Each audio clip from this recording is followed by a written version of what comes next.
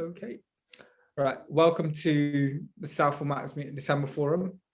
My name's Sufyan. I'm a member of Cleaner for Southall and Hayes alongside Ealing Independents, and I'll be kicking off the meeting since the chair can't make it at this point. He will join shortly. So to start off with, we will just talk, if we talk about the Cleaner for Southall and Hayes members meeting residents earlier this week. So myself, Angela Fonzo, Joe Bangu, and who else was there, Ange? Ray. And Raymond, who is a friend of Joe's, went to two residents' houses, and we met with them because they had both different issues, which the council are looking into. So I interviewed a lady who is disabled a couple of days ago, and her issue was at the rear of her house there were garages, and Ealing Council, for whatever deluded reason, have given planning permission to a private developer to make this into houses/flats. Now, I viewed the property on the outside. It's the alleyway. They've knocked down a wall of hers. They've extended the alleyway slightly. However, it's not fit for purpose for flats to go there. Angela Fonzo was there. I mean, Angela, do you think flats could be in that vicinity? Definitely not. The plot is the width of a garage, and I would imagine probably about 4 garages along the length of the plot.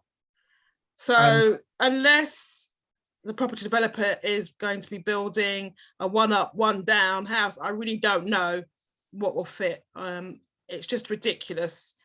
Certainly no space for either a front or a rear garden. And it's overdevelopment to the extreme. And Ealing Council have ignored the objections of the residents in that area.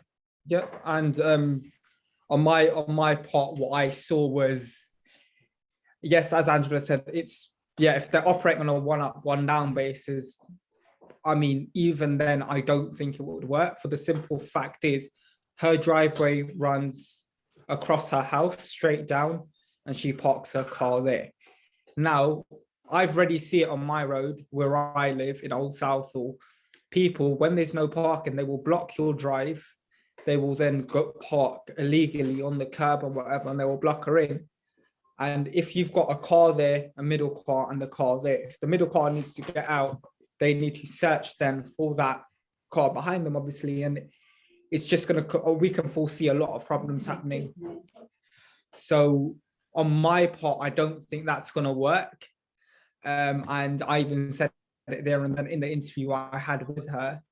And she actually said the council are ignoring her. She used those words.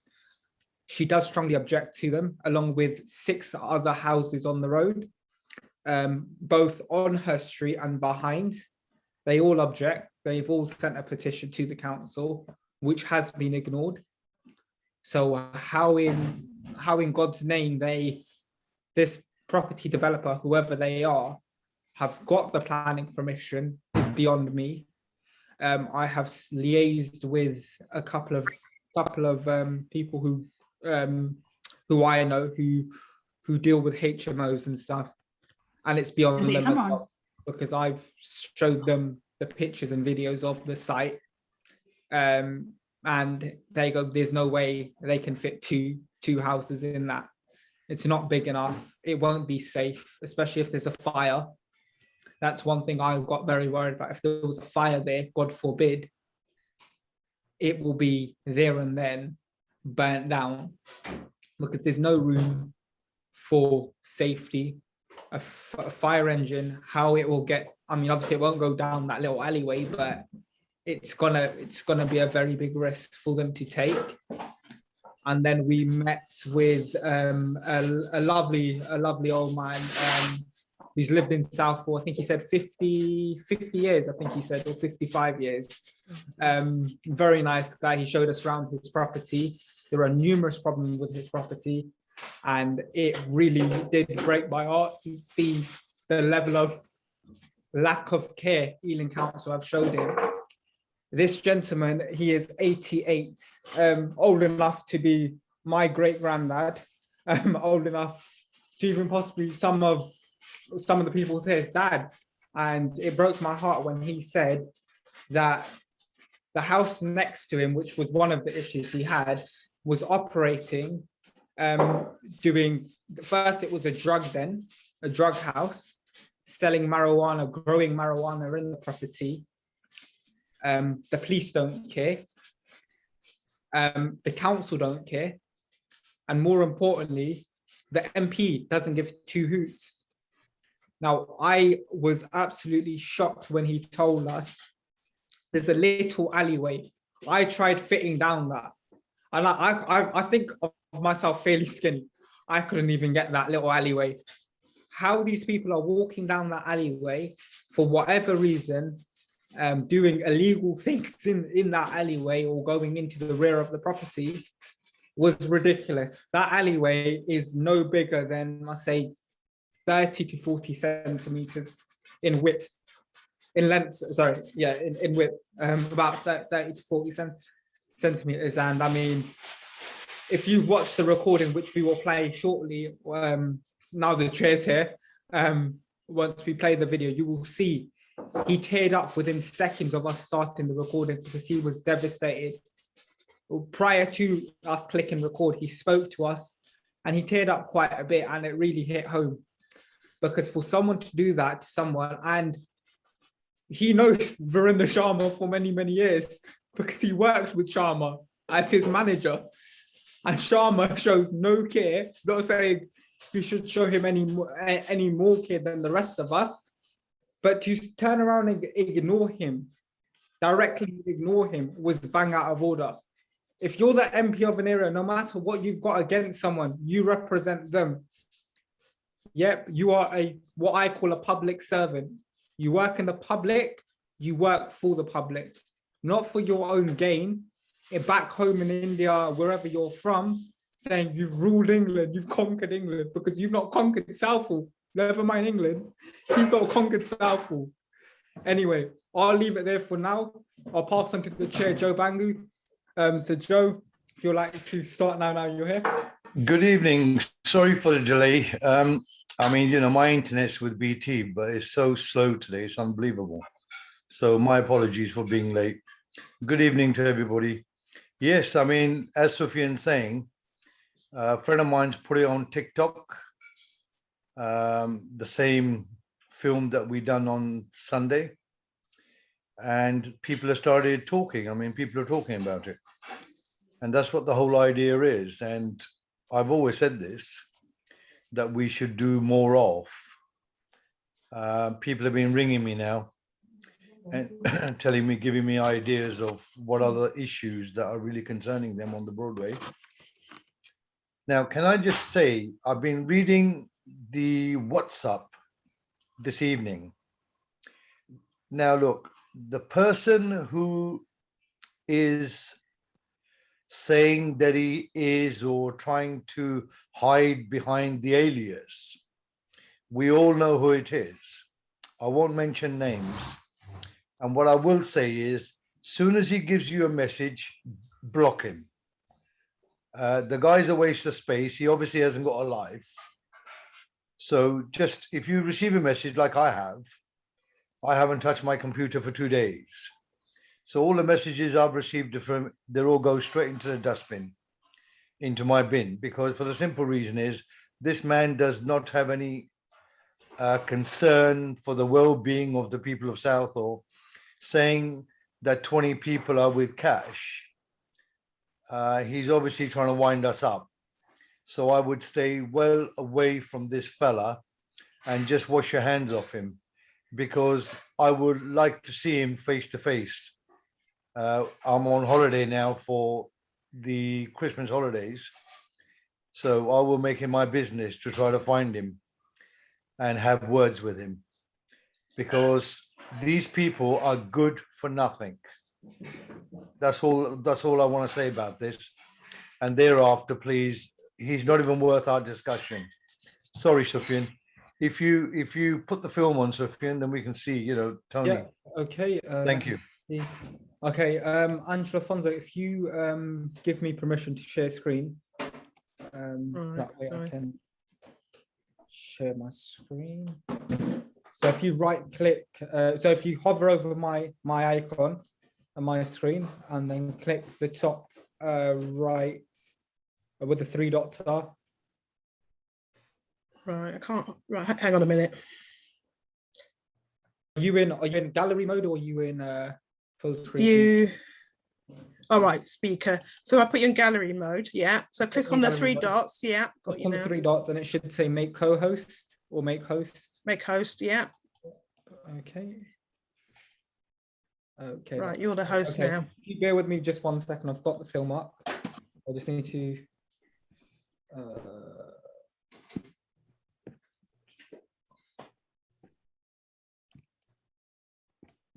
Sorry about this.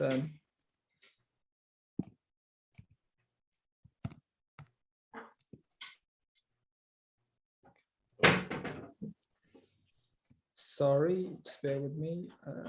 Share screen. Can you all see my screen? Yeah. Yep. Okay. This is Tony, an 88-year-old resident. As I said, lived here for 50 odd years of his life. Let's hear his testimony. And Oswald Anthony Whittle is my name.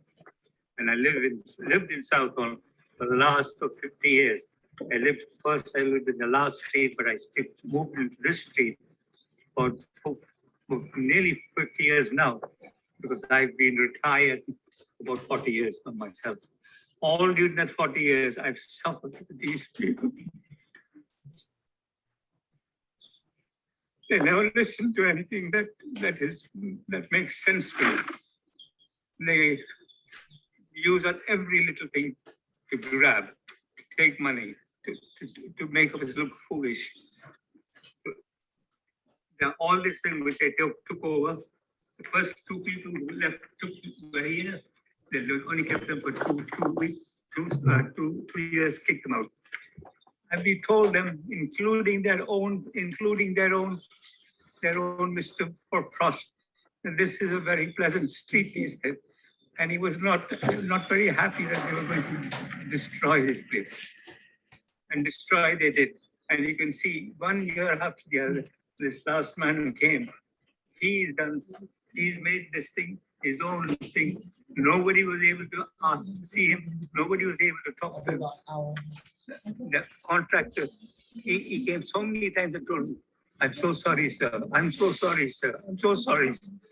Because they won't let him do what clean the guttering. And only about 4 or 5 months before, that guttering was completely cleaned by the church.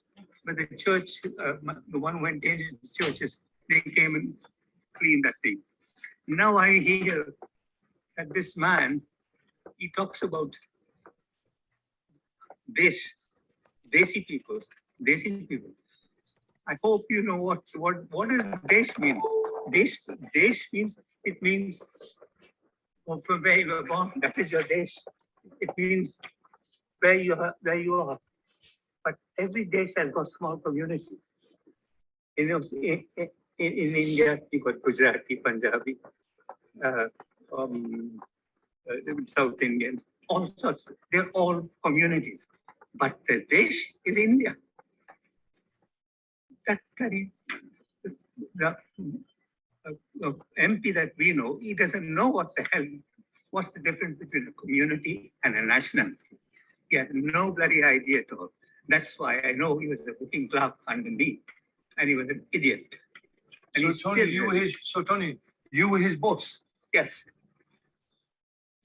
So you used to work for the underground.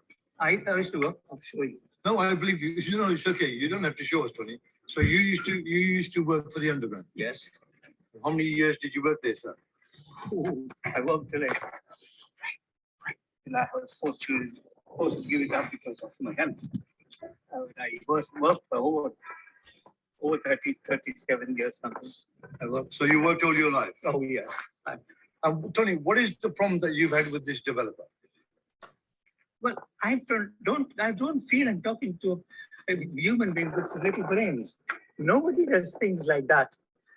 Deliberately bring prostitution here. I find the thing already filled with those, what they wear, all the things we're lying about. Nobody is shameless.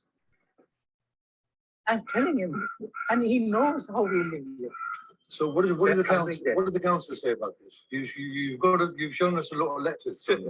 Shukutala, Poonam hai wahan ghar pe? Poonam.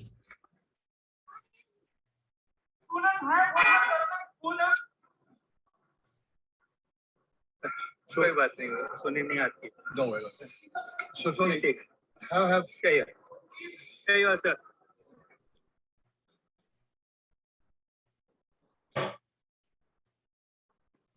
Here you are, ma'am. So Tony, how's the council helped you then? What you've been writing, you've shown us all these letters that you've been writing to the council. At first, dear. Councillor Dear. Dear. At first, he was all for us, but then he wanted me to join in fighting with Guru Charan Singh. Guru Charan Singh, I don't know why he wanted. Guru Charan Singh was a fighter.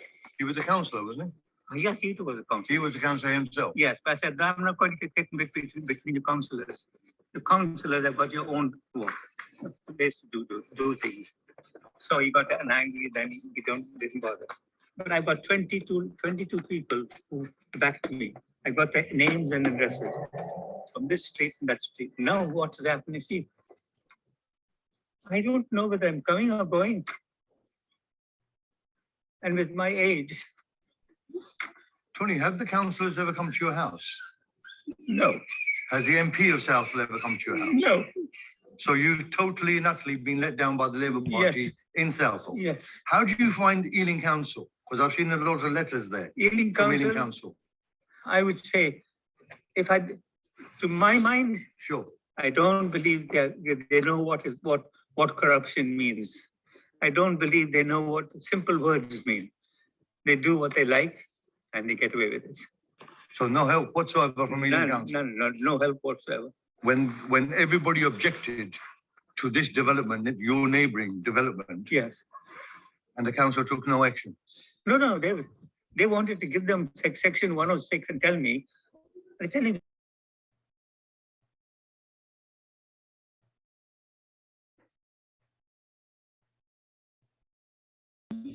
And Tony, just for the camera, how old are you? I was born in 1933, son. And in March, I'll be 89. And still, at the age of 89, you have to suffer when you should be relaxing and enjoying your retirement, and the council have failed you. And this is just another example, which is a prime example of the failure of Ealing Council, in my opinion. I'm only all of our opinions. Yeah, in all our opinions, we're standing here. There are big posters. I don't know. I gave you one. Which says this is a shame of Southall. Yeah, and I mean I'm only 20, so I'm the youngest here, and I've been failed by my council for the last 20 years. But you yourself, living in here practically for 50 odd years, you know the failure of. I know all the little ones who've grown up now. I know all. I knew Amrik. He's dead. Fella. You know, Sohan Singh at the side of him. He died. Sohan. The Narinder, he died. Mr. Babar died. They're all going in front of me. And they're all fed up with this council. I wish you go and talk to them. So Tony, when the council says, or the Labour Party locally are saying, or they're advertising, working with the people, what would your answer be to them? working with the people. Which people they're talking about? Their own people. Maybe they're working with themselves. Yes, exactly. With their own people. No, but Yeah. he's right. Yeah, this correct. is right. So maybe they're working with themselves, Exactly. and that gives them an idea Yes, that they're working with the community, which they're clearly not. clearly not. Tony, we saw the back wall, the boundary wall of your property where your garden is. And clearly there's a tree in a council house, Yes. which has destroyed your boundary wall. And I got to take this off. I use professional people who used to come down, cut all the things, and they said, Mr. Mitchell, we'll throw all the things that are over on your house there. I said, please don't do that. They'll have trouble. I'll pay for it. Take it away. I never gave them trouble. I paid for it to take it away. So was it last week when I went there to speak to them? Last week you wrote a letter to Ealing Council? Yes, I did. That property actually is belonging to Ealing Council. Yes, I And did. therefore they should be responsible for the damage to your boundary wall. Exactly. Well, we will then wait for a reply from Ealing Council, Yes. and then we will return. And by then, hopefully you'll get a estimate of the damage to your property. Well, you see, by the grace of God, I don't need anybody's. I don't need money. I can live my life, whatever. My son, he himself, I can show you, he's a managing director in Australia. He himself has got the Queen's Award and got a coat of arms. He got all those things. The police have given him awards. I can show you that as well. We had a family who lived, trying to live to some standards. What kind of bloody standards have I come to find So here? who would you blame for the suffering of people in Southall? Why are we suffering? Straight away, the politicians. The politicians have Yes. let the community down. Yes, they call themselves democratic, but they are not bloody democratic. I want to see liberal Democrats come up. If they come up, at least there'll be a buffer. Like a punchy the punch. But Tony, how about local communities standing for themselves? Like we are.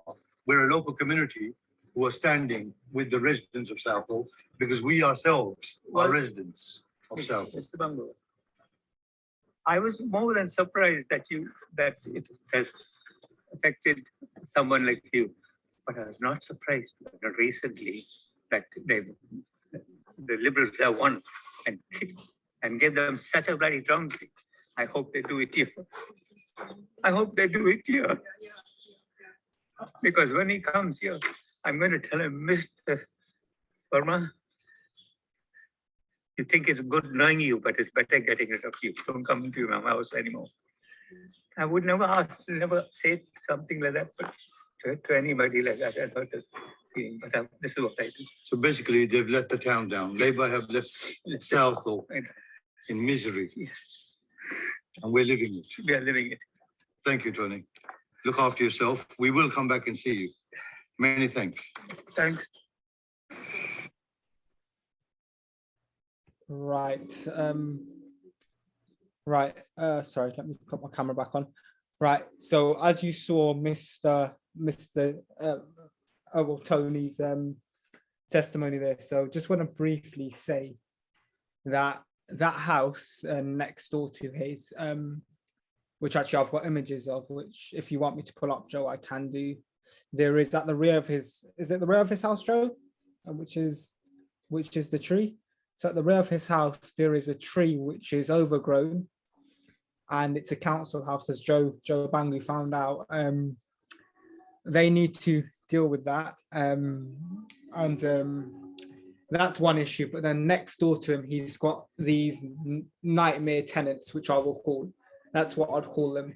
They've given this guy nothing but grief, as you saw from the video. He was very emotional. And all I can say to the council is shame on you. And I will happily say that to any councillor's face, because they have absolutely failed resident after resident after resident. And to be honest, I'm more than disappointed now. I've been disappointed for the last 5 years since I've been an activist, but this really did something else to me. That day I came home and I looked at my grandfather. My grandfather's 72. Sorry, 72 in January he is. And I looked at him and he has issues. Not as bad as Tony, but as I've mentioned in previous meetings, we live on a dead-end road. It's a nightmare for my granddad. There are arrogant individuals who own businesses, and I've mentioned the parking issue, which Joe has already is going to sort. We're going to sort something out alongside with Joe Bangu. But there are arrogant business individuals, residents alone, and it's one rule for them and one rule for us. Now, that's not democracy to me. It may be for some people like the politicians, but to me, that's not democracy. And I will not sit here and stand for that. I will be, and I've said this time and time again. I said to Councillor Mason, I've said this to him and I've said it to a few other individuals. Remember our faces in May and remember our names, because they want to put the phone down on us. They want to ignore us now, but in May, they won't be ignoring us. They'll be coming to us for help. And the difference between them and us is we will be helping them, because no matter how bad they've treated us, we are democratic people.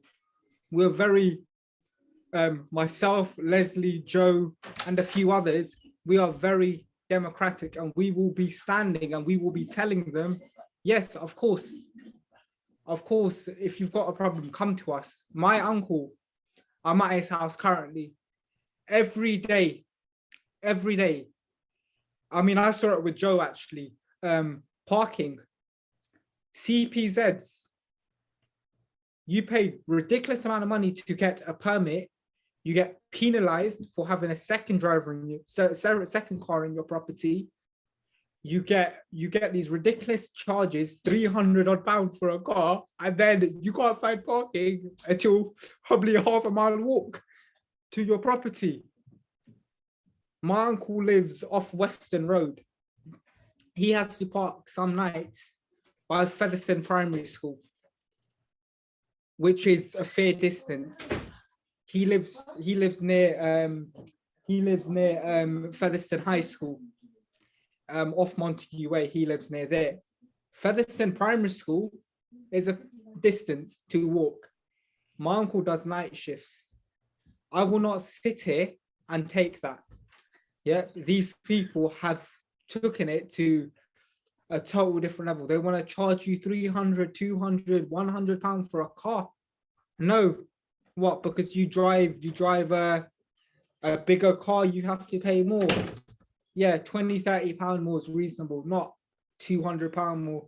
Like Joe Bangu, that day we came back from where we were on the Broadway, weren't we? And Joe gave us a lift and we saw it firsthand, me, Angela. We saw it firsthand. He had to drive about 5 times up and down the street, and he had to park on one of the side roads, nowhere near his house. And I asked Joe, is this an everyday occurrence? He said, yes. So what are we paying our taxes for? Come on, Ealing Council. You want to give green light for this development, that development, and every single development on the planet, but you don't care about the residents still? Your population is going to go up by 100 to 200 to 200,000 in a couple of years by rates right now, and it's ridiculous, and this is not on anymore. Sufyan, I remember being at a meeting. Mr. Sharma was present. It was held in Southall College many years ago, and I actually asked the question, why do we have CPZ? And Mr. Sharma turned around and said, that's a good question. Let's give it to Councillor Ranjit Dare, because it was his brainchild. So he came up with this. And remember, you can ask them one question, but you can't give them a reply after you've listened to their nonsense is the word I'm going to say. Hmm. And he came to the stage, took the microphone, and he said, I have a resident living in St. Joseph's Drive. Remember the road, please. St. Joseph's Drive, which is off South Road. It's the last turning left before the town hall, if you're heading towards the town hall. And this is the idiotic answer that I got. He said, I have a resident living there, and when she goes to drop her children off to school, she comes back and she can't find no parking. Well, Mr. Ranjit Dey, I've got some news for you. Majority of the houses on St. Joseph's Drive have driveways. And why don't you encourage the parents to walk with their children to school? Yes. What are we becoming? Yeah. What And- is Southall becoming? Are we the Wild West? Because we can just be cash cows for Ealing Council. And he apparently got an OBE or an MBE, but then I think he doesn't realize, but the empire's finished. You're living in the dark ages, Mr. Ranjit Dey. You're laughable, actually. And just on that, I mean, South Road and the Broadway especially, people come from, as Angela and me have said time and time again, people come from all over Ealing to eat in Southall because it's famous for obviously the Indian cuisine, the Pakistani traditional cuisine. Now, I mean even myself, we drive to South Road and it's a nightmare. The other day, not to go to a restaurant, to go to work. I left home, I'm due to start work at 9 a.m. I left home at 7 a.m.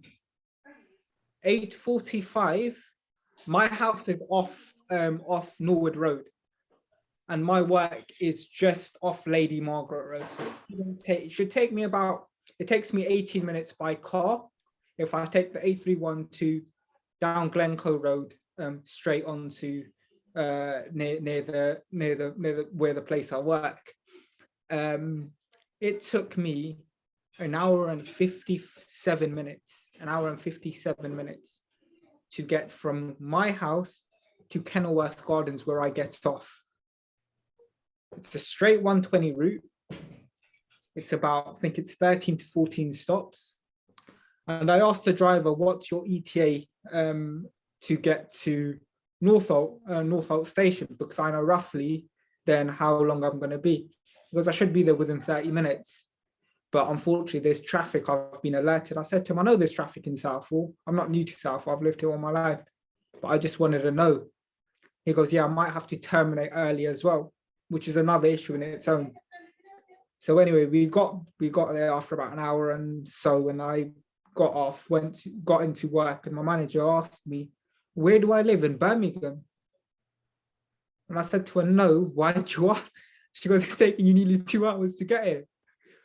I said, yeah, I'm aware. And it's because there's heavy traffic. She goes, where are you from in London? I go, I'm not very far. I'm a couple of miles, I'm 3.8 miles away.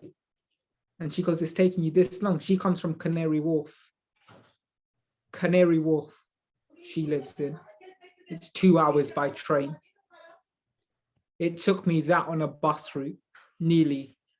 Now, why? Because what? They want to build development after development after development. They want to, okay, cool. Congestion zone is an issue in its own. It's not in Southall. Eventually guaranteed Sadiq will have some brainwave and bring it in. But at the moment, touch wood, it's not in. But the level of traffic is ridiculous in Southall. There is a junction near the station where that little roundabout is near TRS Apartments. That is a no-go area in the morning. I'm pretty sure everyone on the school can say it. They've got stuck in traffic in there once in their life. Me, myself, I suffer that on a daily basis. There was one day only where I had no traffic there, and that was because I think England was playing football and the whole country was inside their house and I was out and about. And I think that's the only day I've not seen traffic. But other than that, there's always traffic along that strip. So why in God's name do they want to put us? They want to say they are going net carbon zero by 2025, I think they said, and 2030. That's in less than 10 years, less than 5 years. Sorry, less than 10 years, yeah. So they want to talk about all these factors, but yet they're contradicting themselves when the MP himself is driving a 3-litre Jaguar, chauffeuring the leader of the council. That's what he's doing. And it may be a one-off, but that's what I see. Yeah, but Sufyan, don't forget the mayor, he drives in the top of the range Range Rover. Yeah, and him. One law for them and another for us. And they will wipe. They're hypocrites. Yeah, and this is They're very much so. They're hypocrites. It's one law for us and another for them. Yeah, and that's not on with me now. We're living in the Wild West, my friend. Yeah, we're living back in the Stone Ages to me, because my grandfather has been in Southall for coming on to 40 years now. He moved here in the 80s. In 84, he brought his bungalow. He's lived in that house since he's moved to Southall. And he said now, I mean, he loves his house. I mean, we've just spent good money on the house. We redone practically the whole of the house as bit by bit. And it's not cheap to do, but my granddad wants to enjoy his retirement. But unfortunately, because of people like Sharma, Peter, and even Dinsa and Nand and who's the third one? Oh, what's his name? What's the third councillor on the green? Trying to think. It's a lady, isn't it? Anand, Councillor Anand. Councillor Anand. Councillor Dinsa. Yeah. And Councillor Mason. Yeah. So they wanna have. I've got, as you guys know, the parking issue on my road is ridiculous. They want to park on a double yellow, and my cousin, who's only passed this test this year, he dropped me off to my granddad's the other day. He goes, "Where the hell do you park?" I said to him, "It's like your house. There is no parking. We've got a driveway, and we've had to we knocked down one of the walls because to extend the driveway because there is no parking." And my granddad, my uncle has a car, and then obviously when we have my other uncles over, they have cars, so we need the space for parking. And it's ridiculous because the council do not care. And I've said this time and time again, they don't care about us. They won't care about us because at the end of the day, it's a safe seat for them. They think they're going to get in year after year, but that. Sufyan, I've been looking into this, about where we're always talking about the council. I personally believe we are let down by our councillors. Yeah. 100%. Our councillors don't have a clue. Our councillors are not representing the residents of Southall. And that's our argument. Yeah, and Joe, I don't know if you remember, there was a certain councillor at one of our meetings, not going to mention his name because he might feel embarrassed on here. He didn't even know the roads in his ward. He had to check on Google Maps. I think we all know who I'm talking about. He had to check. He lives in Perryville. There you go. He lived in Perryville and he's a councillor for Southall. How ridiculous. Yeah. Why isn't he a councillor in Perryville where he lives? He should be getting the votes from where he lives. Because he's not liked in that area. Maybe the neighbours don't actually like him. You're correct. Yeah. You're right. Yeah. Because we've got the same problem in all our gurdwaras in Southall. Yeah, and in Southall, the majority of the people on the committee, they don't even live in Southall. Yeah, and they come from out of town. Yeah, and in Southall, all it is okay. With all due respect, oh, you speak Punjabi, I'll speak Punjabi to you, so give me your vote. You bleed red blood, I'm representing red, I'm representing Labour, vote for me. This is what the argument in Southall is. Now, unfortunately, this isn't gonna work. Going next from May, we will hit them harder than a brick wall. We will hit them like a ton of bricks, because I will tell you, all of these councillors will be shaking in their boots when they see people like me standing up. I've already started knocking at residents' doors. Joe has already been knocking at residents' doors. Other members of Ealing Independents are actively meeting fellow constituents, fellow residents. We are more than willing. Come and join us for brunch. As our Twitter page says, we're more than happy. Have a chat. The good news is that they are knocking on doors, but they are getting it in the neck from the residents. Even my family, they knocked on one of my aunt's doors a couple of weeks ago. And she said, can you move off my land? You don't come in this area because you do nothing for me. And the particular, I think it was one of these, what do you call them? These canvassers said, oh, it's not me directly, it's the council. I said, no, you're all the same, which is true. The councillors, Sufyan, represent the council. It is the councils or the councillors who become the council. Yeah. So if they haven't got a clue themselves, that's why we're suffering, because they don't know what they're doing. They're out of their depth. And the majority of them. Look what Tony's saying about our MP. Yeah, I'm sorry to say it, he is quite oblivious to Southall. He's oblivious. He doesn't know whether he's coming or going. Because Mr. Sharma, I remember him in year 7. He came to Featherstone High School where I was a student for 6 years, year 7 to year 12. Year 7 to year 13, I was a student.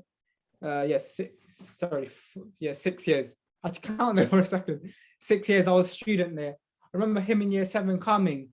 I am your MP, I am here for you, I'm this. And I stood up in this meeting. I remember the deputy head standing next to me. He was next to my row. And I said to him, Mr. Sharma, you know who I am, don't you? He goes, no. I go, don't worry, you'll know who I am in a couple of years. And I sat back down and he was very confused. Then I remember year 9, then we met at the town hall. And I walked up to him after I'd spoken about, sorry, not the town hall, at the Dominion Centre. After I spoke about the town hall, I met up. I went to see him. I saw him on a walk. He was walking along the Broadway. So I stopped him. I said, Mr. Sharma, now do you recognize me? And he goes to me, no, sorry. I said to him, don't worry, give it a couple more years then.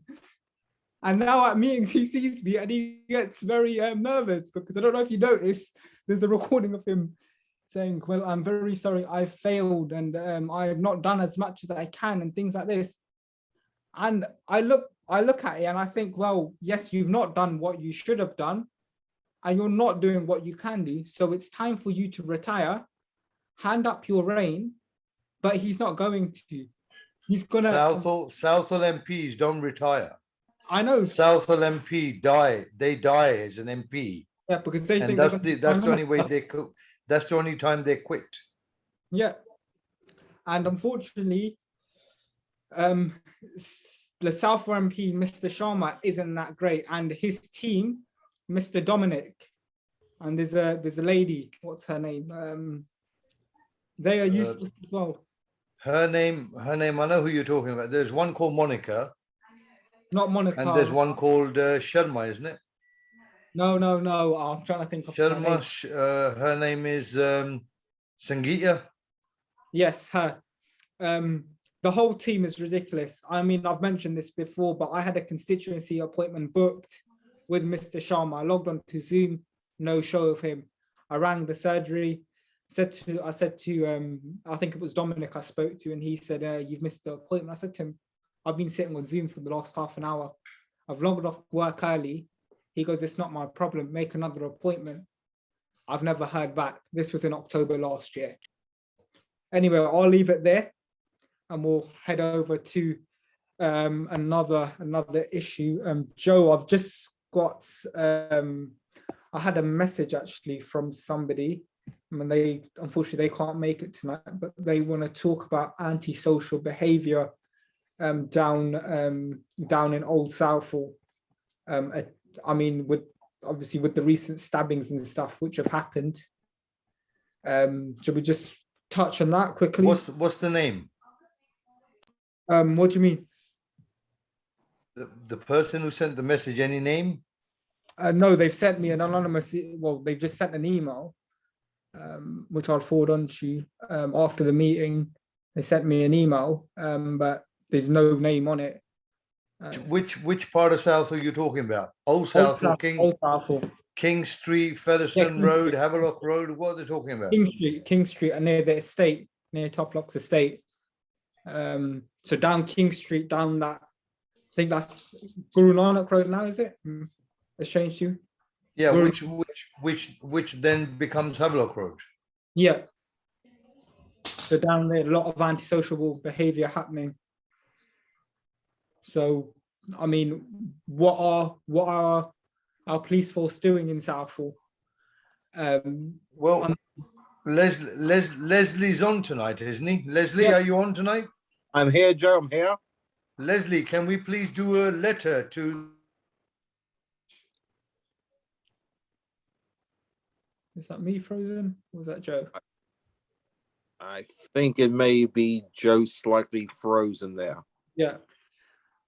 But I think what he's trying to say is if you can do a letter to the police or the not the council, yeah, the police force. Police, of course, yeah. I mean, I think it's right that, you know, as the opposition to Ealing Labour and Southall Labour and all of this, we should be writing letters to the police, and we will write some letters to the police on behalf of the residents, because clearly our councillors in Southall are not doing anything for the residents. Because there's also been an attack on don't know if it was an attack or in a fight, but I've seen a video circulating over Instagram and also Facebook where two students from a local high school have been caught fighting, and unfortunately the girl has ended up fracturing her jaw and she's injured her back, and she was in hospital. I've not got an update from the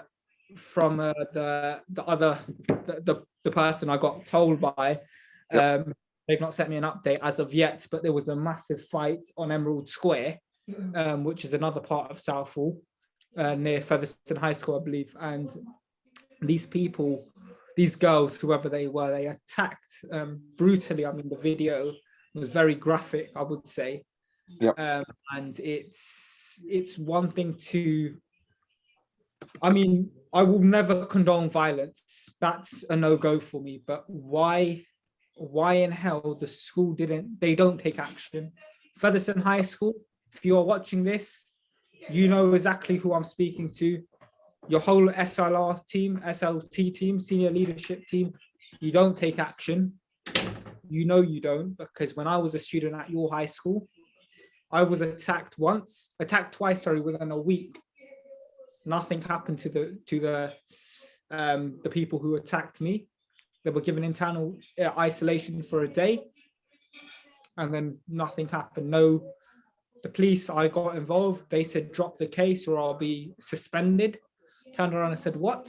Me suspended for because I feared for my safety. I was attacked on the 27th of April. I was then attacked with a glass bottle on the 1st of May, within 4 days. And the police had to came to the scene, and they said, has the school been informed? I said, no.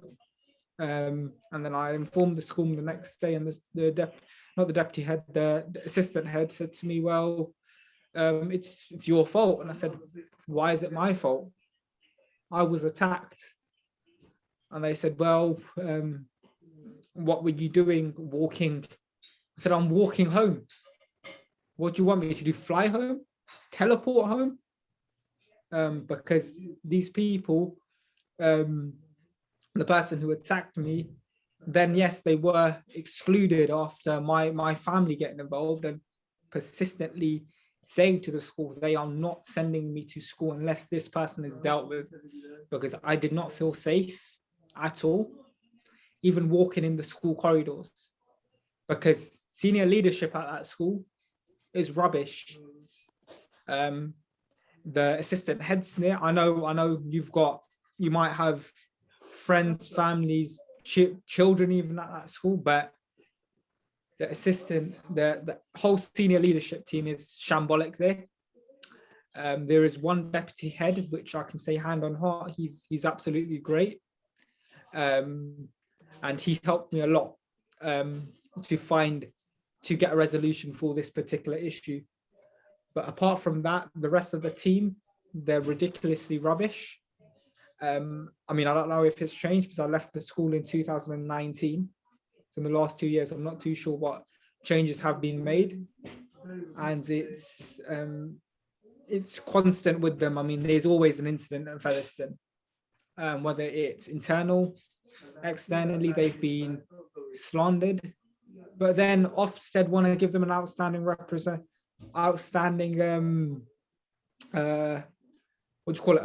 for the academy. It's a great school, don't get me wrong, for the academic side, but when it comes to the student management and student behavior, Ofsted didn't see that bit. Because I actually spoke to an Ofsted inspector because I was there. They interviewed me and I said, well, this isn't the truth. Come back unannounced to the school and you'll see the truth. Because when Ofsted comes to schools, the school sent out letters, and I've got the letter, I will find it and I will circulate it. They sent us a letter saying, Ofsted are coming, do this, this, and this, and make sure you're not doing this, this, and this. And if you are caught doing X, Y, and Z, you are going to be internally suspended and then possibly externally suspended and possibly get kicked out of the school.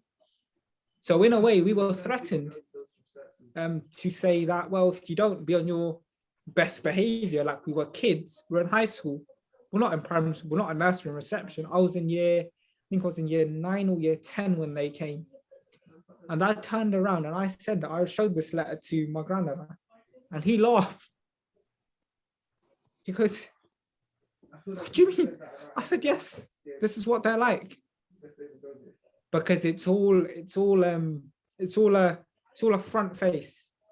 Because when you go to these open days and things, yeah, the school seems very nice. They show you the nice bits of the school.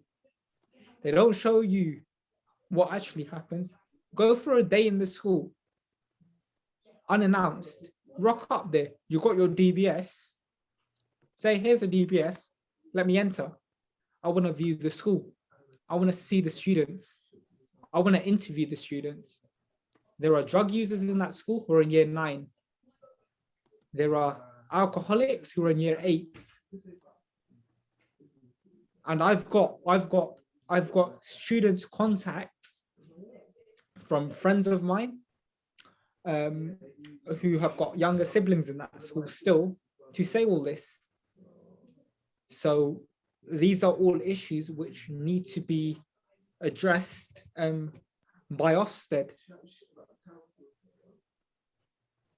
So I'll leave it there. Leslie, what I was saying was, can we please do a letter about the antisocial behaviour? Yes, Joe. Around King Street, Hunt Road, Western Road, please. Yep. Okay. How you been keeping, Leslie? You okay? I'm doing good, thank you. I'm doing good. I mean, a few apologies because I had my cataract removed from my left eye, so I've got a new lens at the moment in my eye. But otherwise, all good and all excited by what we're going to be achieving in 2022. Because as a group, with Ealing Independence and with Southall Matters, we've actually come forward in many ways. It's been really exciting to see what Southall Matters have been doing with regards to going out, doing the testimonial videos, which have shown how Ealing Council and its, Labour-run council has totally and utterly exploited our residents. And in fact, not only that, the real sad fact is there's no one standing up for them. The current opposition of Ealing Conservatives and Ealing Lib Dems are nowhere to be seen. So as a grassroots group, which we are, and one where we stand up for the people, we are the ones who are standing up for the people. So it's going to be really exciting next year. I'm really excited. We've got some great candidates who are coming on board, whether it's Sufyan or David or a number of other people. It's going to be really, really exciting, and I'm looking forward to it. And well done. Bring it on now for everyone. No, well done, everybody. Well done, Angela. Well done, everybody. Everybody as a team. And the fact that video now is so important. We can show people how people are being treated. People find it hard to believe how a council can be so horrible and so nasty. And even Angela's testimonial from a few weeks back, where the leader of Ealing Labour Council, Peter Mason, refused to talk to Angela. He ran away like a coward. Truly shocking. Yeah, it was not a great experience, Leslie, because what I was asking Peter Mason was quite reasonable.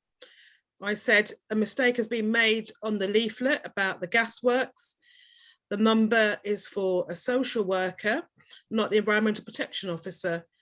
And I think a reasonable person would have said, actually, we've made an error and we're going to rectify it by reprinting the leaflet and redistributing to the community. He just totally blanked me. And he said, I can correspond with you and I can talk to you when I'm canvassing on your road. And I just found that highly unsatisfactory. The MP, Virendra Sharma, was also canvassing at the same time, and I spoke to him. And I said, Gasworks Communities United, which Cash is a founder member of, have been trying to get hold of you since the summer to find out about the follow-up APPG meeting. And I said, I've sent emails, I've left phone messages. Likewise, another member of Cash has done the same thing, and we've hit a brick wall, no response whatsoever.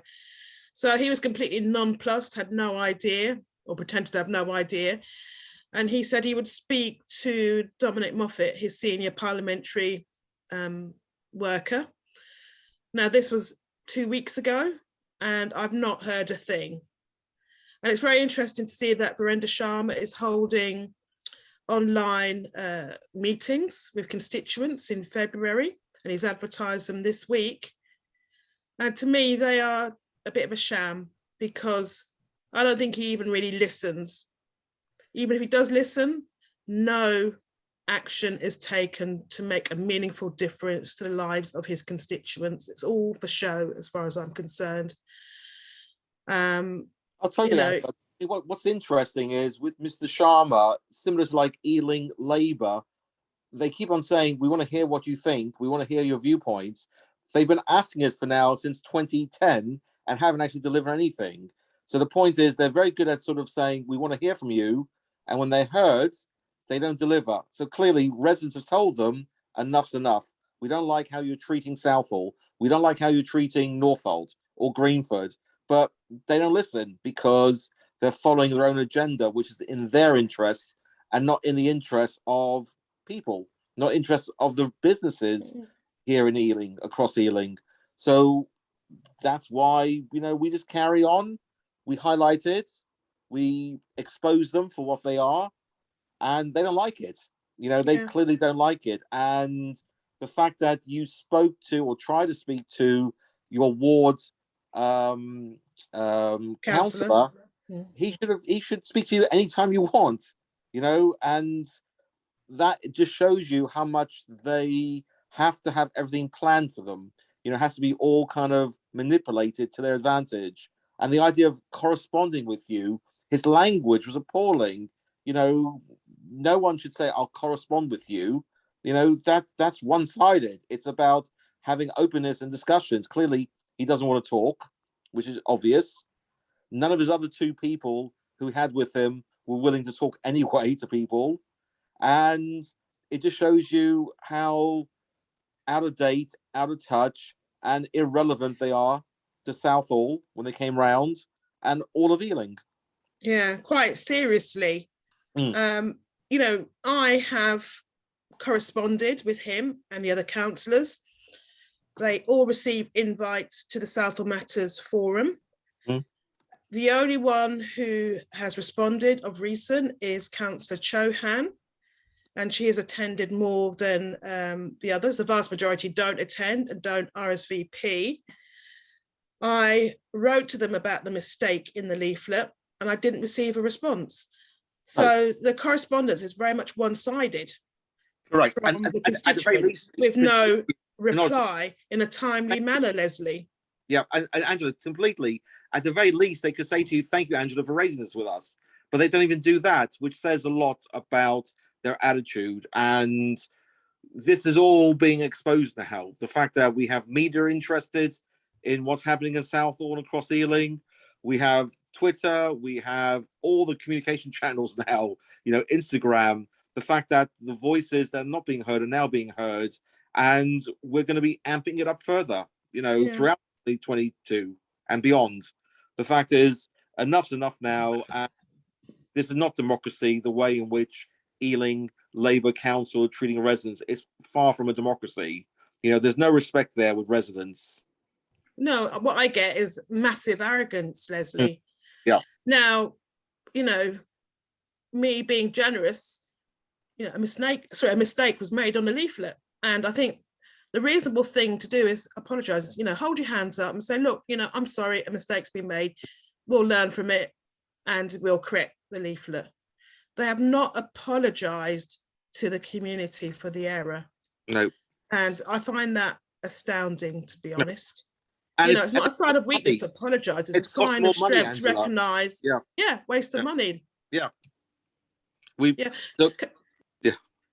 So I just wanted to touch upon Sufyan, and it really touched my soul that you were so moved by Tony's testimony. You know, I was there as well, and Tony was very emotional, and you could see that yourself on his film at certain points. And Tony is such a lovely man. And I just want everybody to imagine what it is like living next to a house that first of all was a cannabis factory, and then now is effectively a brothel with prostitutes coming and going. And he couldn't find the word, but I think he meant that condoms are left lying around. He just wants to live his life in peace without being disrupted by his neighbours. He said he can't even open his bedroom window because the dust is so bad from the development. And the landlord doesn't care. They're an absent landlord. They live elsewhere in the country. And it's absolutely shocking that Ealing Council are not taking his concerns seriously, likewise with the councillors and the MP. And, you know, Tony is not of an age where he's social media savvy. So we have to help him and give him the platform to expose the councillors and the MP and show that the elderly in his community are very vulnerable and their voices are dismissed by the politicians that they have elected. We have Marinda, her story, and we will share that very soon on our YouTube channel.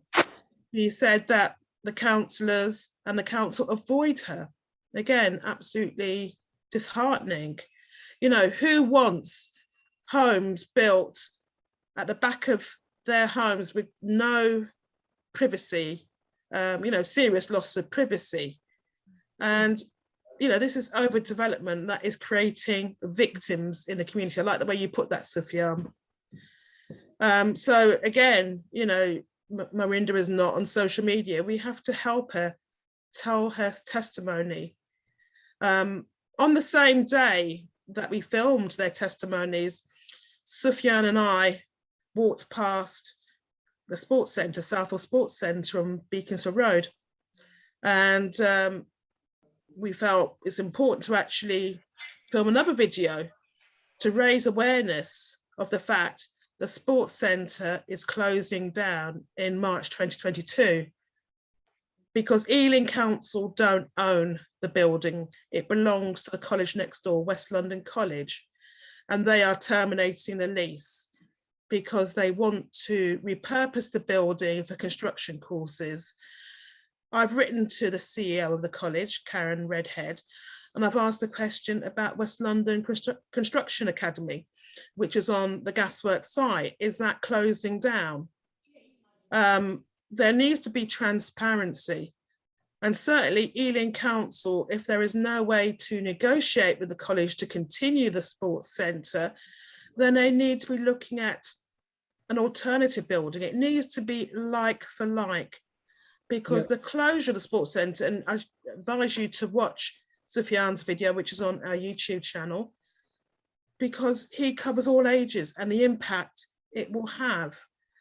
And I tweeted Dr. Sahota, because as well as being the assembly member, he's also a GP. And I've asked him to write to both the CEO of the college and Peter Mason on the matter, because it's all very well and good saying, you know, you're going to work with partnership with the council regarding sports and leisure facilities, but we need to know what specific action you're taking, because this closure is going to be catastrophic to the community.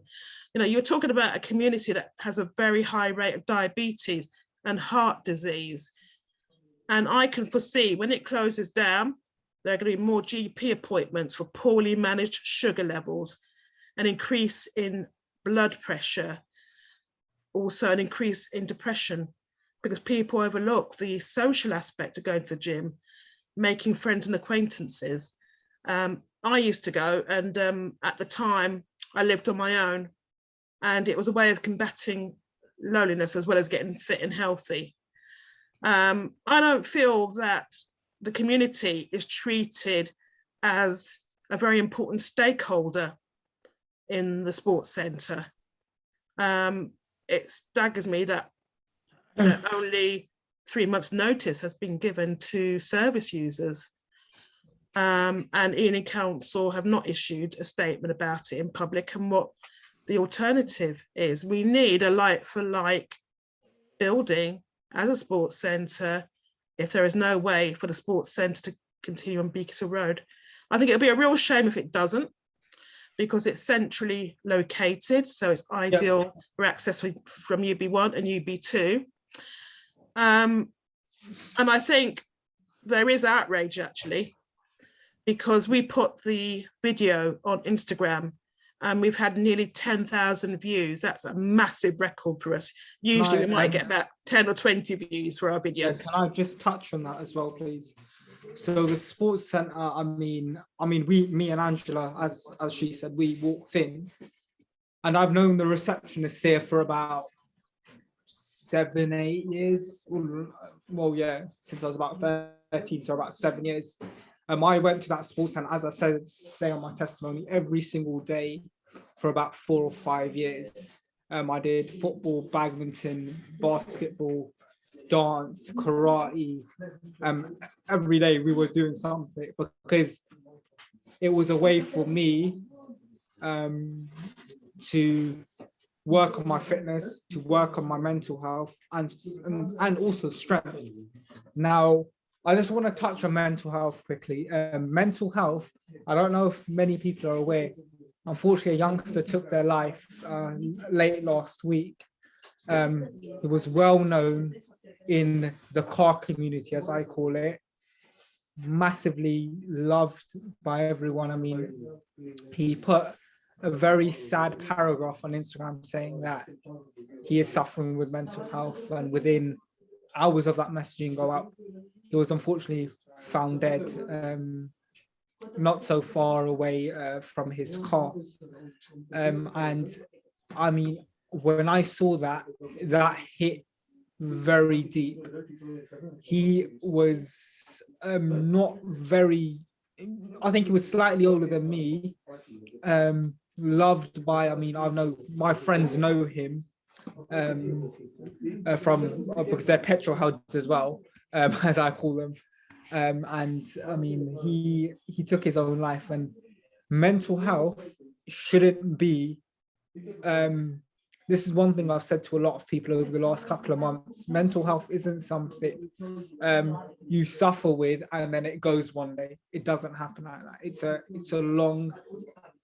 It's with you for a long period of time. Yes, people overcome things like depression, anxiety, and things like that. But it doesn't just come in a day and it doesn't just go in a day. It builds up. Now, I mean, to see a youngster take his life was very, very emotional for me. Now, I've got friends, family who suffer with mental health. And it's a very, very, in a way, taboo topic in certain communities, which it shouldn't be, because 1 in 4 people suffer from mental health. Yep. And unfortunately, people don't like talking about it, but it needs to be talked about. Now, with especially a gym closing, when you exercise, you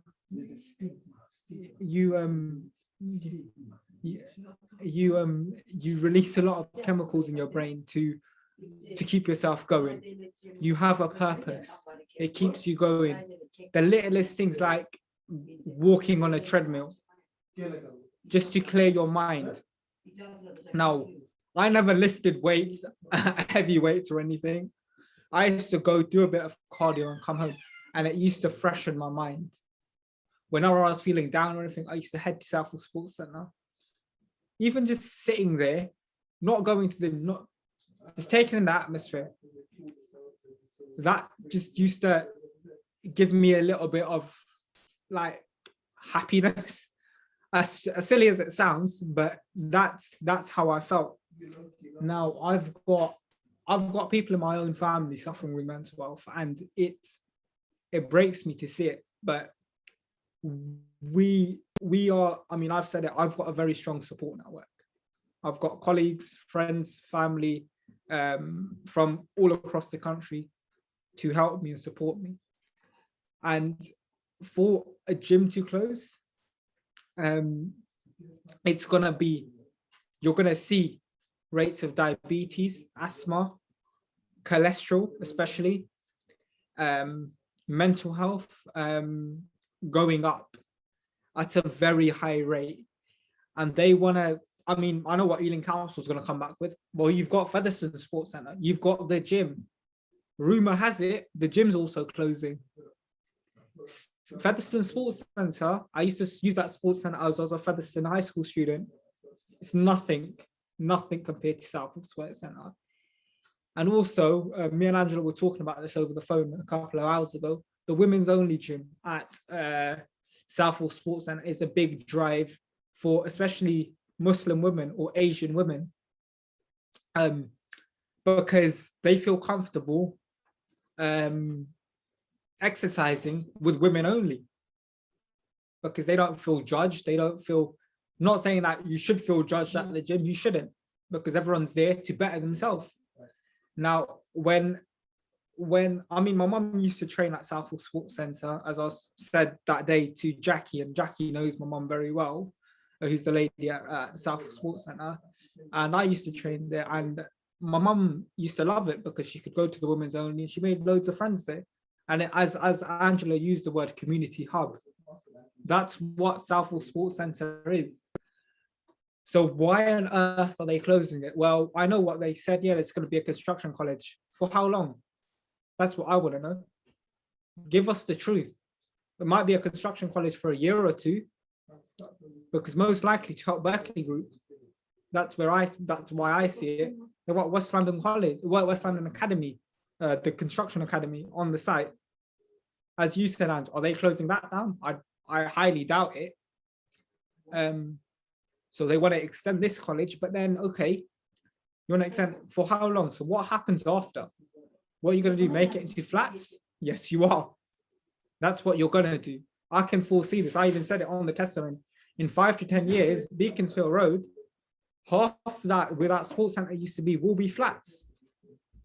And I know you've got flats there, you've got flats Park Avenue, you've got flats Merrick Road, you've got flats Berkeley Homes now, you've got residential housing on Beaconsfield Road, all these Randolph Road, all these side roads. How much housing do we need?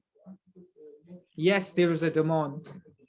But as Joe said to me, these houses aren't full. Ealing waiting list. People from Manchester, Leicester, Leeds are getting the houses. Why? I spoke to the housing department a year ago. I asked how long is the waiting list for an individual like me. I was 19 at the time, single, no kids. Said, yeah, 3 to 5 years. Said, okay, 3 to 5 years. So what? So where do you think a youngster's gonna have 60 to 70 grand to put on a deposit down for a house? Because if you want it, they turned around and said, well, go private. Well, okay, I'll go private. Where do I have 6 grand to put down for a deposit for 6 months? I just started to work last year. You expect me to have 15 to 20 grand in savings? Sorry, I don't. Call me whatever. Call me poor, call me whatever, Ealing Council. I don't care. Because at the end of the day, I earn my living honestly. The people who work for the council, unfortunately, don't. I know it for a fact. These councillors take backhanders. And I will say this time and time again, because they do. Sufyan, what they're trying to do basically is split the unity of a family. Yeah. I know of families, the mum and dad live in Southall, and their offsprings have been sent all the way to Birmingham. There you go. Now, when that mother or father, God bless them, are unwell or any situation like that, where is the family in Birmingham going to find the money to jump on trains and come back to Southall? So why not give local people, local connections, homes locally? And why are we bringing people in from Liverpool, Manchester, Ilford, East Ham, Croydon? Yeah. Why? It doesn't make sense. No, I don't know. I think the council have lost the plot. They've lost the plot many moons ago. And the way I saw it was when they turned around and said to me, yeah, 3 to 5 years, I turned around and said to that man from housing, I've got the email and I'll send it to you, Joe, as well. That email ticked to nerve because I ended up at Perivale House. I said to them, well, okay, you're not going to give me a house. I'm not asking for a mansion. I'm asking, put me in a shared accommodation for IT. Because I was going through a very bad time in my life. I needed to be away. I had the funds to pay rent. I said, what, you need proof of income? I work for a bloody bank. At the time I worked for the bank. I was on decent money. I said to them, I can easily afford a place on rent here. They go, well, go private then. Turned around and said, no, I won't. Because going private, you don't know, you're not guaranteed to be in that property. The landlord, God knows, because it's my first time renting. I don't know the whole law on properties and whatever. So why not help me out? I'm not asking for £1 million mansion like certain members of the council live in Gerrard's Cross or in Manchester, in Mayfair. I'm not asking for that. I'm asking for a place local to home. And then they assessed my situation they used. I got a phone call from a housing officer named Joseph. He said to me, right, I need to speak to your family. I said, okay, my auntie said you can speak to her. My auntie explained the situation that I'm not happy at home and I want to move out, which was true. I had left home 4 times at that point. I left home, trekked halfway up the country to my cousins. And this is all, I said, I can provide everything to you. Train receipts, everything. I can tell you exactly where I was staying for how long. I contacted Liverpool Council when I arrived there because I thought I would move there because I didn't want to be in London for many, many reasons. My mental health wasn't good, as I touched on earlier with mental health. My mental health was not in a good state. And I remember Joe helping me out that time. And I mean, the council didn't care about all this because I pleaded for help many, many times. Council turned around and said to me, well, you've got a roof over your head, be grateful, sort of thing. So the roof over your head, was it when you were sitting on a train seat and the roof of the train was on your head? Yeah, that's what they said to me. The council, Sufyan, are broken. They've lost touch with the public. They've lost touch of the meaning of council. What does community mean to council? It means nothing. They don't have that word in the dictionary. I don't think they understand. They've lost the plot, basically. Tony is community orientated. Yeah. And you can see how he had a big heart, you know, to open up his outhouse as a community room where neighbours could go and play pool, chat to one another and socialise. They could learn from somebody like Tony. And just to go back to the college for a minute, half of the college has been sold for housing. So I used to work there. So the part of the college called S Block, that's been sold to a property developer. Yeah. So I can understand your concerns, Sufyan, that in time, possibly the building that is being earmarked for construction courses, that's short term, and that will be sold off for more housing. And there is also a car park at the back, so there's land as well. You know, this is getting beyond a joke, really. It's not a joke because it's about our lives and the quality of our lives, because not only do you have the college for housing, you've got Southall railway sidings on Park Avenue. You also have the disused Barclays Bank. That is going to be another development. Now, if you remember, originally it was going to be units aimed at single people who needed short-term lets. And I suspect the council said no to that. So they revised, the property developer revised their plan, and they are now supposedly family flats. But family flats at a location where there is no space for a communal garden, yeah? You know, the old bank on the corner where the roundabout is. And at the same presentation we went to, they said King's House on the other side of the green is also earmarked for another high rise. And you need to maybe help me out with this, Joe, possibly the banqueting suite as well. So it seems that anywhere, you know, within everything walking distance of Crossrail is being eyed up as, you know, a 20+ story high-rise development.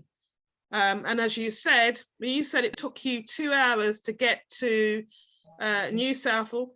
I can believe that because I caught a bus during the summer. Sorry, to Norfolk. Yeah, Southall was 2 hours. Yeah, off Lady Margaret Road. Yeah, I absolutely believe it because it took me 53 minutes to travel less than a mile from the hand car wash on Western Road to Southall Broadway. Absolutely ridiculous. That's why we've got to work hard, get these councillors out. Because if they have their way, Southall's going to become a mess. So, I mean, the council have got, councillors have got money. It is at the moment, yeah. And we've got to get them out next year. We've got to get the Labour Party out of Southall. Yeah, it's very important. We don't want them where if they, I'll be honest with you, Joe, if they are not out next year, then it is going to be very, very not disappointing, but very, very hard for residents, even more hard for them to get anything, to go anywhere. I think the public in Southall have suffered enough. over the last 40 odd years. I mean, don't get me wrong, you know, there's certain charities, etc., who are making loads of money out of all of this. And like I've always complained, no charity has come to our support. Yeah. You know, Again, so, they've not stood with us. no, There's been no unity whatsoever. So they're Can I just clearly not. quickly touch upon the YAC, the Young Adult Centre? Because one of the proposals is to build a permanent replacement for the one on Parkview Road in Southall Park. Now, I really object to that. There is already a children's centre in Southall Park. I don't want to see any more buildings in a green space. And we are going to need that green space more than ever with all these high-rise developments going up. As I said to you, there's one development, and it appears unlikely that they're going to have even a communal garden.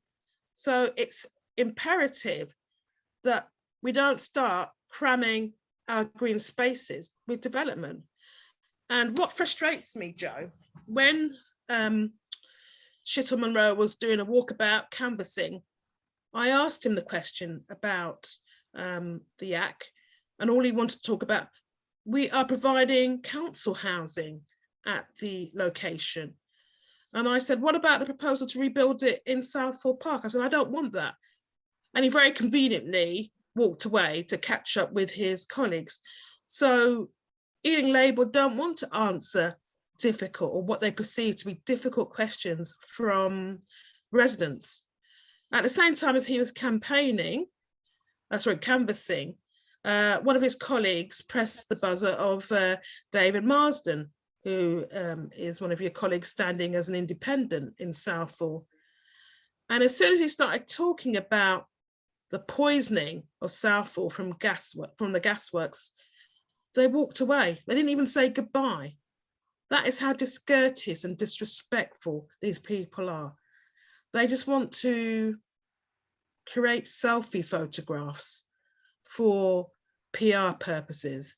They are not into genuinely listening to residents' issues and concerns unless it actually fits with their narrative.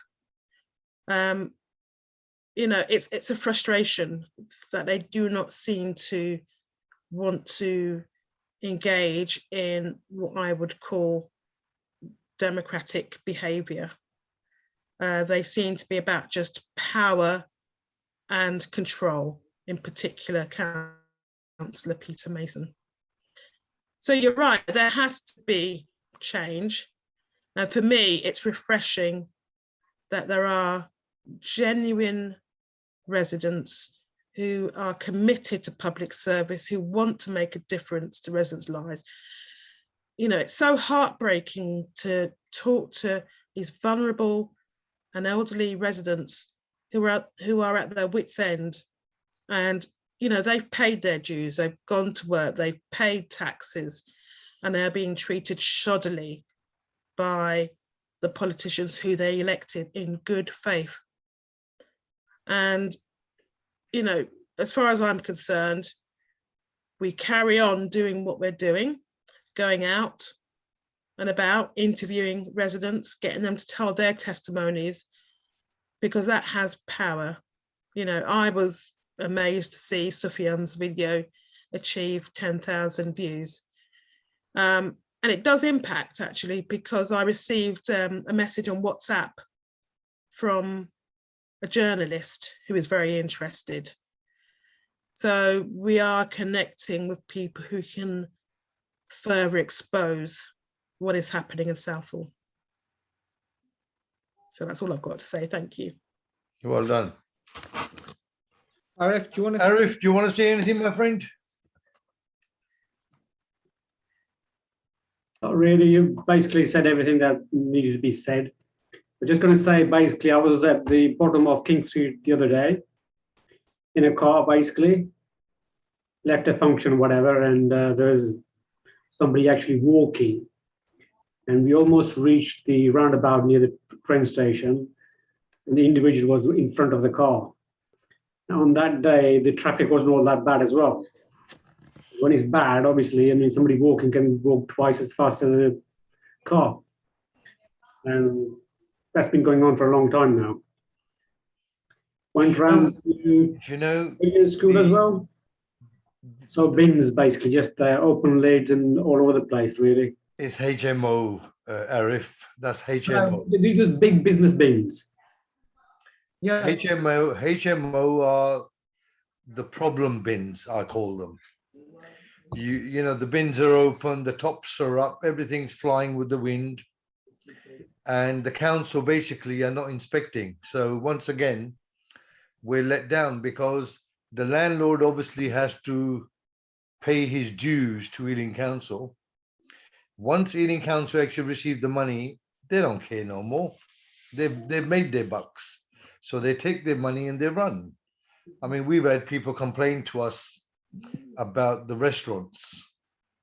You Joe, know, just as you're touching on restaurants, if I just share my screen quickly, you can actually see which I took this picture a couple of days. This Sure. is on. Give me 1 second. Let's just get the Yep. date.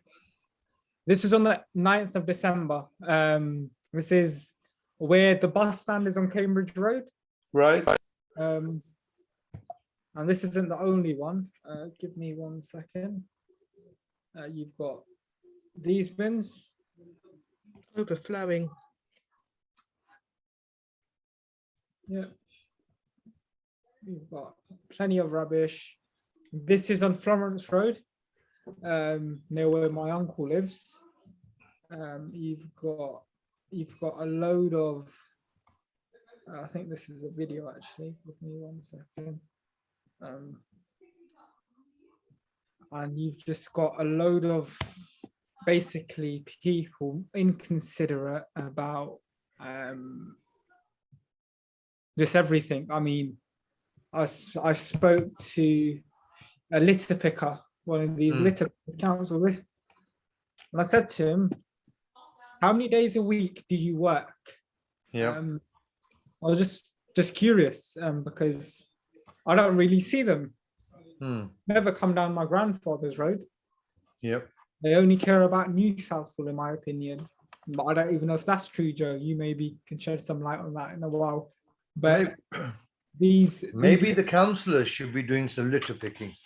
Yeah, because Mr. Jackson Guerra and the Lager Can seem to be doing a lot of litter picking. Why don't you come down to our residential streets instead of what?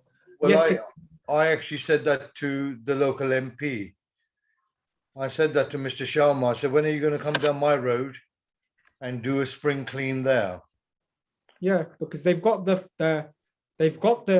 resources, they've got the numbers, but It's they all don't- for a picture. It's all for a picture, my Yes, friend. a PR stunt, 100% a PR stunt, because there is a lot of fly tipping in Southall. There are a load of, because you get, and in a way I see it both sides. I see the residents dumping the mattresses, the beds, the washing machines, the dryers, the fridges on the curbs. But then what are the council doing to prevent this or to help them not dump this? Because they are charging them about, I don't know the exact figures, but I think it's around like 50 to 60 quid to dump it in the local tip. Because why are you going to charge? You make enough money, a hell of a lot of money from other things, to dump a mattress. Would you rather pick it up from a curb, or would you rather just it to be deposited in by the member of the public who needs to put it on the dump? At the end of the day, like I say, we can offer the residents of South an alternative. And thereafter, it's up to them if they accept it. Because we can't go on like this. 100%. And this is why I say it. I've said it to all the residents I've met so far. When you get to that ballot paper, have a long, hard look at that ballot paper. and seriously consider other party, our party instead of Labour, because Labour will just do this Yeah, for but another Sufyan, 5 you got to try to understand how politics works in Southall. All the leaders of our religious houses get told to tell their congregation who to vote for. Yes, I know this. The local doctors tell their patients who to vote for. Again, I see it firsthand. I've heard of a case where a doctor personally went to someone's house, opened his postal vote, filled the forms in, got the gentleman to sign, and then took it away with him. Absolutely degrading for that doctor to do something like that. Absolute degrading. I'm wondering why there's so many disabled badges given out in Southall. Is that the favor that the doctors give to their patients for voting for who they say vote for? I wouldn't be surprised. Yeah, it's like, I'll tell you. To sign a disabled badge, it's not an NHS service. I work as a medical secretary on behalf of the NHS in a GP practice. It's not an NHS service. You have to pay for that. Yep, they will come pretending to limp.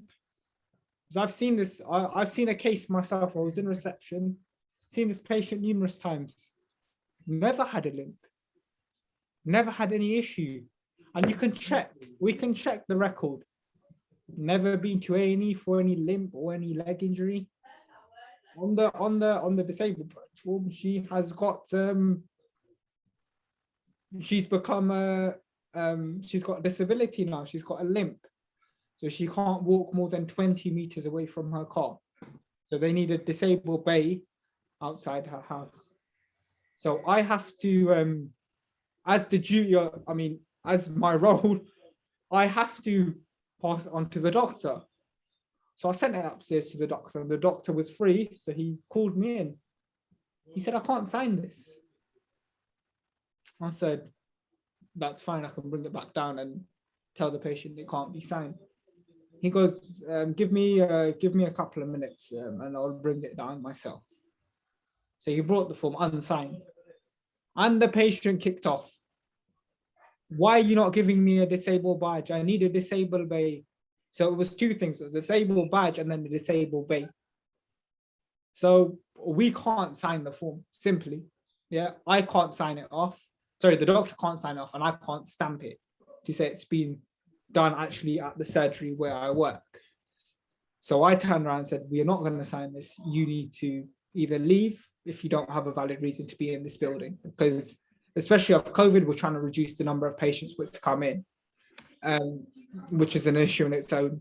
But I said, look, if you're not going to sign it, just send the patient on their way, because I don't have the time, I don't have the energy to having a back and forth with a patient who wants a badge signed. But Sufyan, I thought it was that the doctor charges for the signature. Yeah, they do. Are you actually working for a doctor's surgery, Yeah. or are you working for the disability blue badge people? What department is it? No, I work for a GP practice, so I work for the GP. But I thought people go in with the form, give it to the doctor.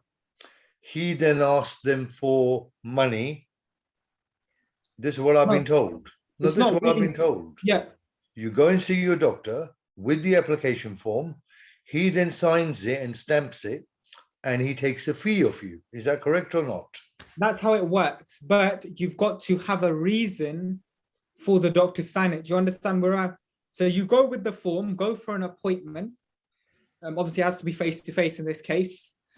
The doctor will sign it. And as the secretary, we stamp it. The doctor doesn't stamp it. The doctor just gives his physical signature. We hold the stamps. We just stamp it to say it's been done at this practice. We then... So how much would your doctor charge for that? The GP, what does he charge you? I'm trying to remember the fee. PCO, no, that's not it. I think it's I think it's about £50 or so, or £70. I'll get the fee from you for you, but it's round about that. Now put this into perspective. In Southall, I've probably counted 1,000 blue badges in my time, at least, or more. Yeah, I can say I've seen about 5 blue badges a day. Times that by 360, say over 3,000 blue badges I come across a year. Yeah, in Southall, just walking around doing my own business. I see blue badges left, right, and centre in car parks and this and that and that. Now, if every patient's getting charged just under £100, that's a hell of a lot of money. Where is this money? Unless the doctor says you vote for a certain councillor. This is it, Joe. So where they're getting these they're looking it's looking ridiculous, especially on our street, because at the back of the old gasworks, the flats are only given 1 permit for parking. Yeah, and they've got 2 or 3 cars. So the other vehicles all come and park on our road, and every single one of those cars has a blue badge, disabled badge. They can't really that, because if they're disabled, they shouldn't be put into a they shouldn't be having 2 or 3 blue badges per house. No, but you remember what I told you with the next film we make? Yeah, I'll come over to Norwood Road after filming that area, then we'll come back down this way. Yeah, we will. And we'll knock a few doors and ask for people to appear in our film. Yeah. And then I'll show you sports cars that have got disabled badges. Yeah. And even on my another issue with parking is there is a house on my cousin's road, my uncle's road, who has these white vans, transit vans. I think they're called transit vans. I know we discussed this on Sunday. Yeah. We'll get it on film, and then we'll put it to Ealing Council. Because the question you have to ask yourself, Sufyan, how many vehicles can one person drive? Yeah, 2 at the max, I say. No, what I mean is, like, then you know they're pulling a fast one. So it clearly shows that Ealing Council don't give a hoots about the residents. All they care about is receiving the permit money. Yeah, because like my uncle, he can't find parking on his road. You can't find parking on your road. My cousin, he can't find parking when he comes home from work. My uncle does night shifts. He works 12 hours. The last thing he wants to do is walk 10 minutes from his car parked, and then he leaves home at 5 o'clock in the morning, 4 o'clock in the morning some days.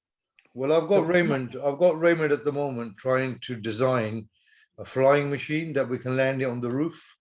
Oh, great idea. This is what we need. We need car parks at the top of our roofs, sir.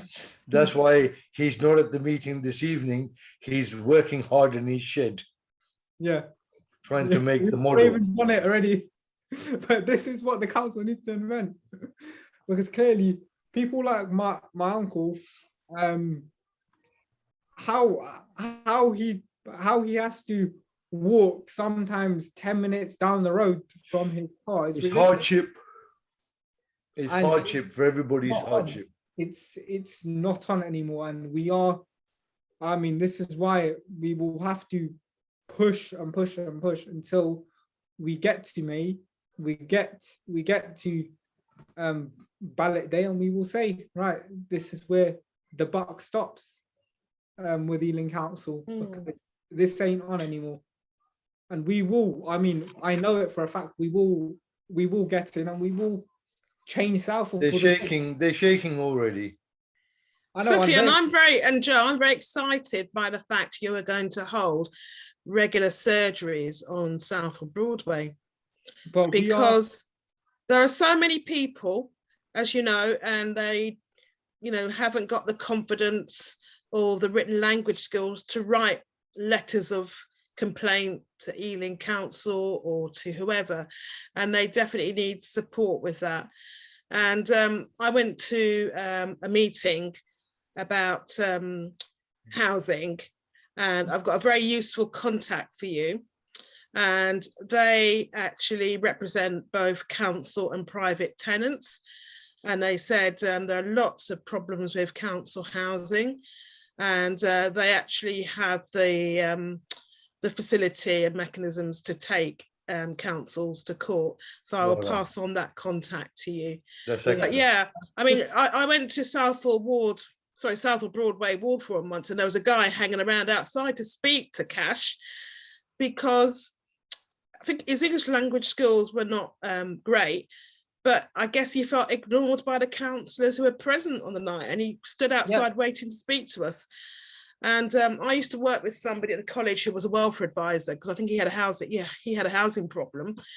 And I got her to ring him, and she spoke Punjabi, so she offered to support him. And that is sadly missing from the councillors, apart from Councillor Chauhan, who did say she would try to make it tonight, but unfortunately hasn't. But she did say that she had a council meeting to attend. But obviously what I will do, as I always do, I communicate with the councillors after the meeting and share the recording with them. So, they have the opportunity to respond if they wish to do so. Yeah, just another one. My uncle's sitting just off camera, but he's just told me that he's written so many letters to parking enforcement about this particular resident who has these 5 or 6 white vans. He's gone to the town hall himself, Ealing Town Hall, and they've disregarded the letter straight away. They said they can't help. Now, well, you can assure your uncle, we will write the letter under Ealing Independence Network, and we will get the answers that your uncle requires. Okay. Yeah. That's how. Likewise for the local businessman who's parking on double yellow lines on the corner of Norwood Road and Beverley Road, which is, because I've asked this guy the gentleman who owns that shop, I've asked him numerous times, please, there is a parking bay right in front of you. Please, if you move your car 2 meters forward, I'm not asking for you to drive 10 miles down the road and park. Sufyan, we'll sort it out. Oh, but yeah, we will sort this out in a couple of weeks when we. No, as soon as the Christmas is next week, my brother. Oh, this week, sorry, yeah. It's all over. It's all over. Did you say that Councillor Dinser shops in the Turban House space? Yes. Well, perhaps we can drop a line to him and say, could he speak to the owner very kindly and ask him not to park on double yellow lines, and maybe explain to him, maybe the owner doesn't understand about the highway code, that it must not be parking on double yellows. So there was a gentleman in there, a young Sikh gentleman. So I went in there very calmly. I said to him, can you just move your car slightly forward? My granddad's trying to get out the road. And this guy got this customer, what he looked like. He goes, my name is PC, this is my badge number, this is my warrant number. I said to him, excuse me, sir, I'm not speaking to you. He goes, well, I'm a police officer, I'm law enforcement. I said to him, yeah, you're law enforcement. You can't talk to me without a witnessing officer, number one. No, you should have wrote his details. You should have taken his details. Oh, don't worry. This guy, I know where he lives. He lives near you, Joe, on Beaconsfield Road. They can't threaten you with a badge. No, he didn't even show me no badge. He was all verbal. No. It doesn't work. So like was he playing clothes, did you say? No. Or in uniform? He wasn't even on duty. This guy was not on duty. He just stood there. You see, I think he was a customer in there or something. He goes, well, my name is PC Singh. My badge number is this. My warrant number is this. This is the police station I work at. And I was like to him, I don't know half the stuff you're saying, number one, because you barely can speak English.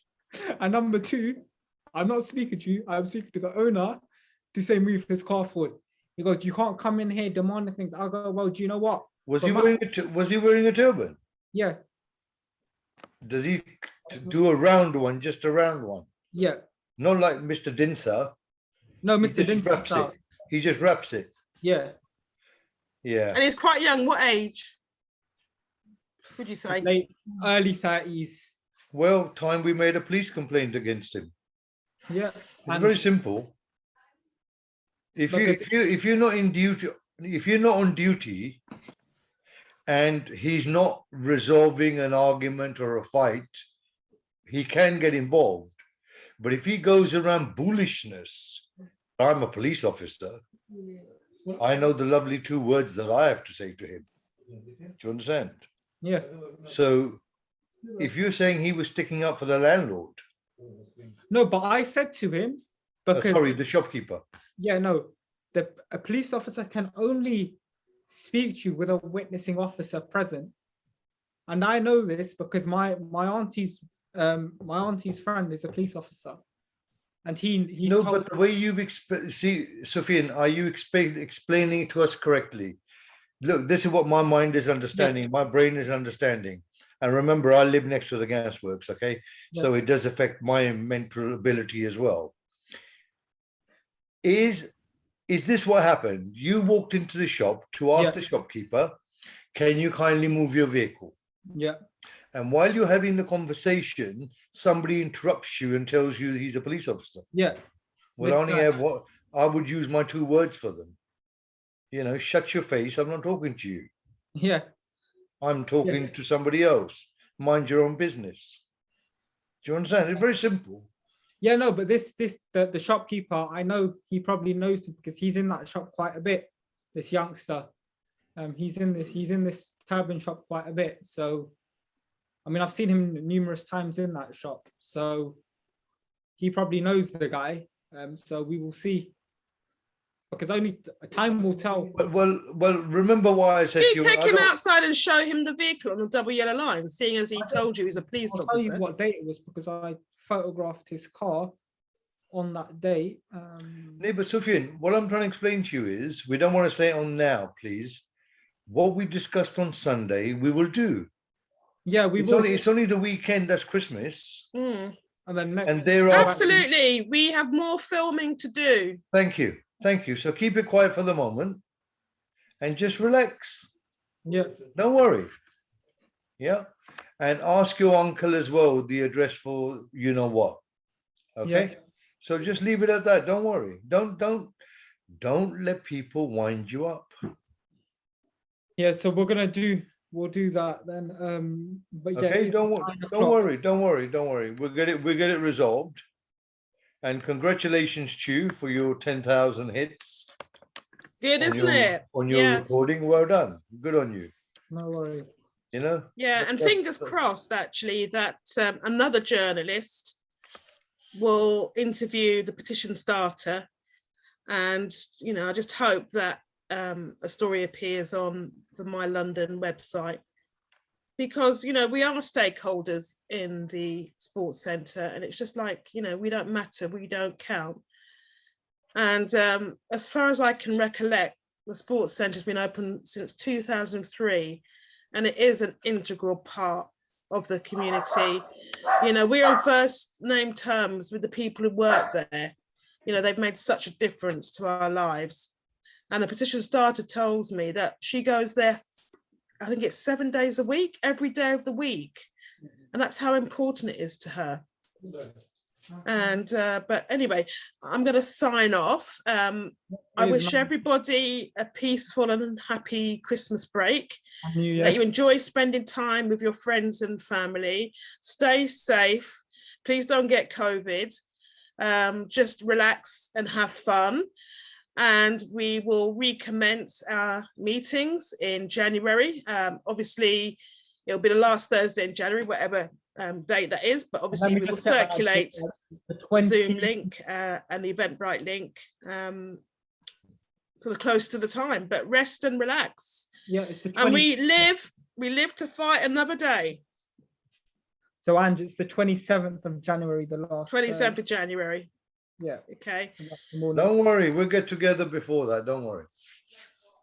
Okay. Yeah, have a merry Christmas. Yeah, you Thank too. you. Stay safe. See you next month. I'll be a little bit older in a couple of days' time. Are we all? Oh yes, Joe. Yeah. But listen, we are making inroads. We have to look at we could start January looking back positively on what we have achieved. Yeah. And we have instituted something that the councils haven't. You know, they have resources for Zoom or Microsoft Teams, and they haven't attempted to hold online meetings. You know, we thought outside of the box to keep connected to our community and to give people a platform. And wherever we can, we advocate, we will write letters, we will do what we can to show that we actually care and we want positive resolutions of people. It seems that the councillors don't want that. They just want to ignore and portray they're in hiding themselves mode, in a Angela. way that is just fake and false. All they are interested in doing is selfies, you know, and anybody who wants to talk about an issue that's at odds with their policies, they just turn on their heels and walk away. We are not like that. We deal with the difficult and uncomfortable, as you can see tonight, how emotional it was for Sufyan to watch back Tony, and it touched me as well to see Sufyan, you know, both age ranges on the age spectrum, emotional and connected by this issue, and we will do what we can for Tony. So, but good night, everybody. Thank you very much, and Merry Christmas, have a everyone. happy Christmas and a good break. You too. Take care for now. Bye. Bye.